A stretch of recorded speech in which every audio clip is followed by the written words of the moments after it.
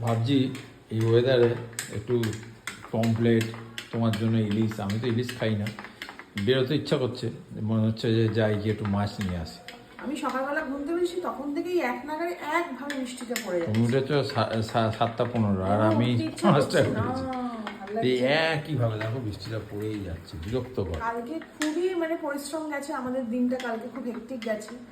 আর আমার পাগুলো এত ব্যথা করছিল কালকে, তো আমি কালকে খুব টায়ার্ড ছিলাম, শুয়েছি আর আমার কোনো হুঁশ নেই।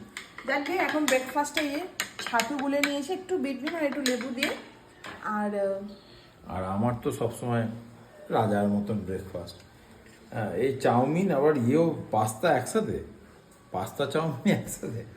না না, হয়তো একটা দুটো ছিল। আমি চাউমিনটা দেখে না মনে পড়ছে, আমি যখন স্কুল যেতাম একটু ঘি ভাতে চাউমিন টিফিন থেকেই একটু নিয়ে নিতাম, মিক্সড করে দারুণ লাগে। যত সব উল্টা পাল্টা। আর আজকে একটা কী করেছি শোনো, আমি দুটো পেস্ট নিয়ে এসেছি, একটা কোলগেট, একটা হচ্ছে ওই ডাবরের রেড, দুটোকে মিক্সড করে আজকে ব্রাশ করেছি, দারুণ লাগছিল কিন্তু।